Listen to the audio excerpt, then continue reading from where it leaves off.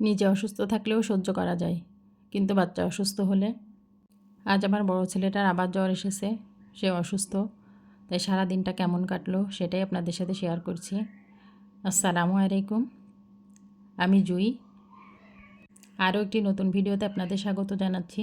আশা করি যে যেখান থেকে দেখছেন সবাই সুস্থ এবং ভালো আছেন। আমিও আছি আলহামদুলিল্লাহ। শুরুতে একটা লাইক চেয়ে নিচ্ছি, প্লিজ একটা লাইক দিয়ে ভিডিওটি কন্টিনিউ করবেন। আজকের ভিডিওতে দেখবেন একজন মায়ের ব্যস্ত আর চিন্তায় ভরা একটি দিন। ভোরবেলা ঘুম থেকে উঠে দেখি বড় ছেলেটার গায়ে অনেক জ্বর। মনটা একটু খারাপ হয়ে গেল। তারপর উঠে নামাজটা পড়ে নিলাম। নামাজ পড়ে ওকে একটু পানি খাইয়ে সাথে একটা লেবুও খেতে দিলাম। ভাবলাম সকাল সকাল রান্নাটা করে নিই, কারণ ও যেহেতু অসুস্থ, মুখে তেমন রুচি থাকবে না। তাই ও যা খেতে পছন্দ করে সেরকম কিছুই রান্না করার চিন্তা করলাম।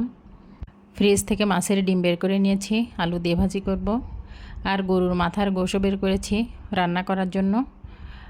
আর আম বের করেছিলাম, আম ডাল রান্না করব। মুখের রুচি নষ্ট হলেও এই আম ডালটা কিন্তু খেতে একদম খারাপ লাগে না।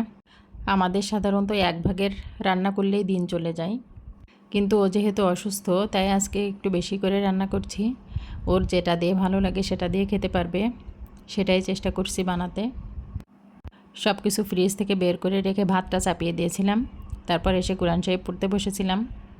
কোরআন পড়াটা শেষ করতে না করতে এদিকে আমার ভাতও হয়ে গিয়েছে। ইচ্ছে ছিল এখনই রান্নাটা শেষ করে নিব, কিন্তু এর মধ্যে ফাতিমা ঘুম থেকে উঠে আসলো। ওকে ঘুম পাড়াতে গিয়ে আমি যে কখন ঘুমিয়ে পড়েছি সেটাও টের পাইনি। এজন্য আবারও অনেক দেরি হয়ে গেল। অনেক চেষ্টা করি সময় মতো সব কাজ শেষ করতে, কিন্তু ফাতিমার জন্য সব সময় সেটা সম্ভব হয় না। ও যদি একবার কান্না শুরু করে তখন ওকে সময় না দিয়ে আর অন্য কিছু করা যায় না। আগে যখন তার আব্বুজি বাসায় ছিল আমি সকাল সকাল রান্নাটা করে নিতে পারতাম, কিন্তু সে চলে যাওয়ার পর এখন একটু বিপদেই আছি। আল্লাহই ভালো জানেন এই কঠিন সময়টা কবে সহজ হবে। ভেবেছিলাম ওরা ওঠার আগেই সব রান্না শেষ করে ফেলবো, কিন্তু তা তো আর হলো না। পরে ওদের সাথেই উঠে পড়লাম। উঠে তাড়াতাড়ি তিনজনকে 3টা ডিম ভেজে ভাত দিয়ে তিনজনকে খাইয়ে দিলাম। ভাত খাওয়ার পর ফাতিমা আবার লেবু খেতে চাচ্ছিল, তাই এবার একটু লেবুও খাইয়ে দিলাম ওদের। তারপর চলে আসলাম রান্নাঘরে। গতদিন যে জিনিসগুলো নিয়েছিলাম সেগুলো একটু গুছিয়ে নিলাম, জায়গা মতো রেখে দিলাম। বাসনগুলো ধুয়ে নিলাম। এরপর আবার রান্নার প্রস্তুতি শুরু করলাম। ডাউলটা সিদ্ধ বসিয়ে দিলাম। আর সন্ধ্যায় নাস্তা করার জন্য ভেবেছি ফিরনি রান্না করব।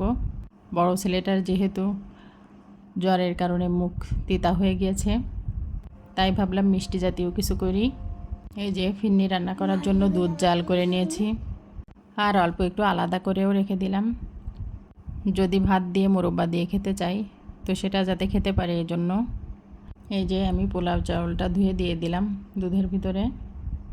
যখন বাচ্চারা সুস্থ থাকে তখনও কিছুটা কষ্ট থাকে, আর এখন তো তারা অসুস্থ, তার উপর আবার তাদের আব্বুজিও নাই। সে চলে যাওয়ার পর থেকেই মনে মনে এই ভয়টাই ছিল। সুস্থ থাকলেও তাও একরকম সামলানো যায়, কিন্তু অসুস্থ থাকলে সব কিছু একা সামলানো অনেক কঠিন হয়ে যায়। তারপরও আল্লাহ ভরসা, আল্লাহ যেটা ভালো মনে করেন সেটাই করেন। আমি শুধু চেষ্টা করে যাই, বাকি সব আল্লাহর ইচ্ছা। আর এখন এমনি ঘরে ঘরে জ্বর ছড়াচ্ছে। ওদের যখন আগেও জ্বর হয়েছিল তখন উপরে আমার বড় বোনের ছেলের, আমার দুলাভাইয়েরও জ্বর ছিল।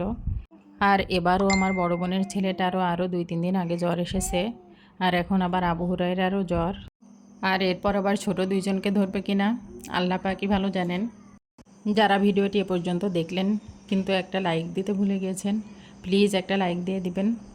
আপনার একটি লাইক আমাকে আরও নতুন নতুন ভিডিও বানাতে উৎসাহিত করবে।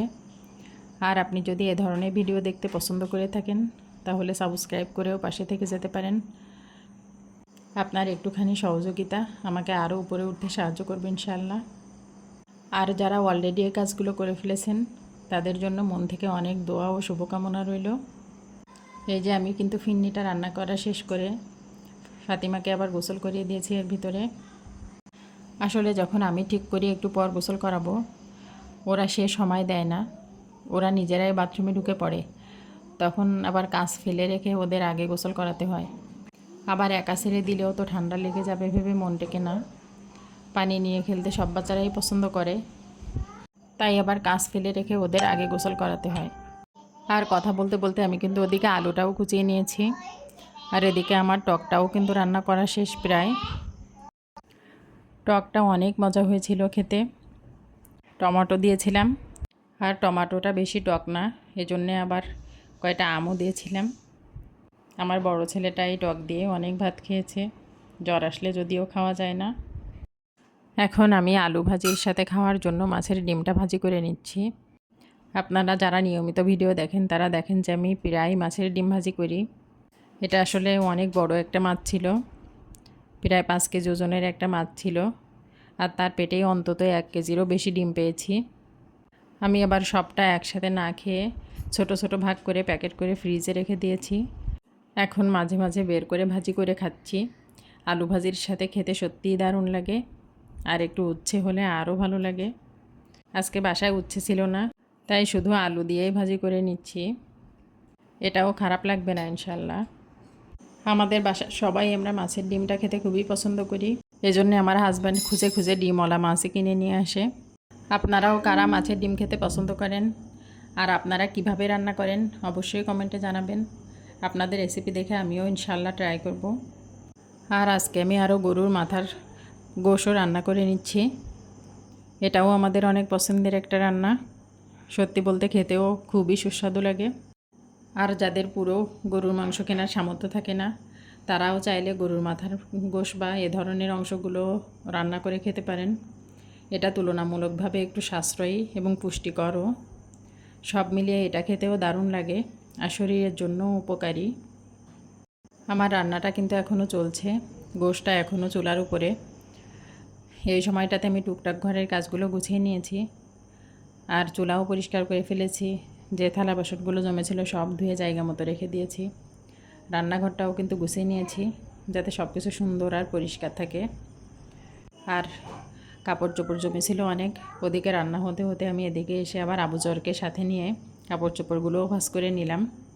এদিকে কাজ করতে করতে কিন্তু চুলার উপর গোশ ছিল ভুলে গিয়েছিলাম। এই যে আমার ঝোল কিন্তু সব শেষ হয়ে গিয়েছে। তারপর কিন্তু আমি আবার গরম পানি করে ঝোল বানিয়ে নিয়েছিলাম, কারণ ঝোল ছাড়া আমরা খেতে পারি না। তারপর গোসল করে নামাজ পড়ে দুপুরে খাওয়া দাওয়া করে নিয়েছি। আর এটা হচ্ছে সন্ধ্যাবেলার ভিডিও, যে ফিন্নিটা রান্না করেছিলাম মাগরিবের নামাজ পড়ে তাদেরকে একটু দিয়ে দিচ্ছিলাম। যারা ভিডিওটি এ পর্যন্ত দেখলেন তাদের জন্য মন থেকে অনেক দোয়া ও শুভকামনা। সবাই অনেক ভালো থাকবেন, আমাদের জন্য দোয়া করবেন। দেখা হবে নতুন কোনো ভিডিওতে ইনশাআল্লাহ। সবার মঙ্গল কামনা করে বিদায় নিচ্ছি। আল্লাহ।